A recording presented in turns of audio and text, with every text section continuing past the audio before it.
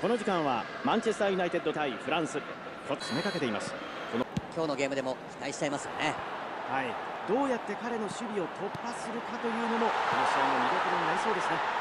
シュート決まった先生、手に先にゴールネットを揺らします。エンバペ、ここは抜けた勝負、シュート、またすぐ同点です。北澤さん、どれも申し分ないですよね。フランス同点に持ち込みました。失点した後なんですけどね。シュート、もう一度来た、決まっ、ゲームをひっくり返します。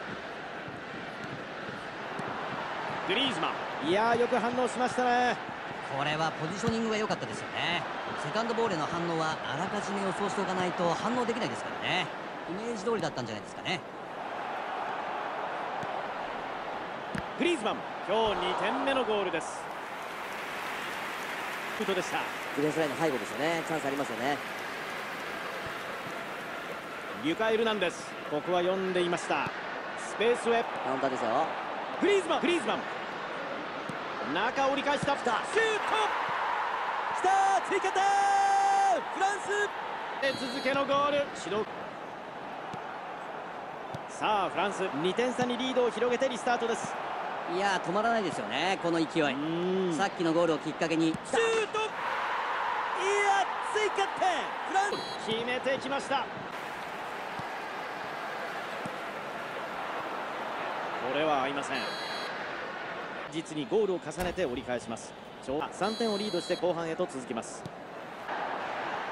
フランスはロングカウンターが特徴ということなんですが、この戦術どのあたりが重要になってくるんでしょうか。ままずはしっかりブロックを作ってボールを奪うことですよね、はい、そこから前線に向かってシュート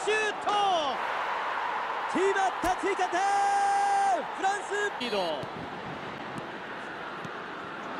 得意としているカウンターでのゴール、素晴らしい崩しでしたね。いや迷いのないカウンターでしたよね。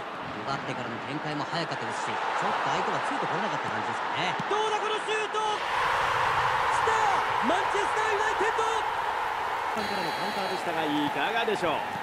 対応しました。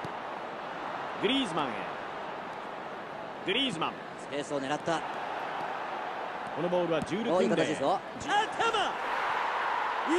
ー追加点、フランス手を緩めません。狙い通りでしょうね。さあフランス、このゲームの主導権を完全に抑えています。インターセプト、北澤さん、ここまでご覧になっていかがですか。フランスとしては無理して人数をかけなくてもいい状況ですよね。今は守備に集中して隙があったらゴールを狙っていく。シュート、追加点、これで本日リュカ・エルナンデス、スペースへシュート、マンチェスヌクンク、ディアル、このボール奪いに行きます。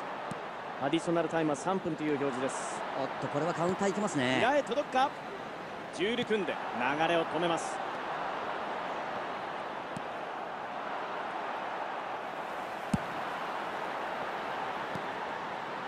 スルーパス、狙うシュート、決めた、見事なカウンターが決まりました。長い笛が吹かれました。試合終了です。逆転で勝利。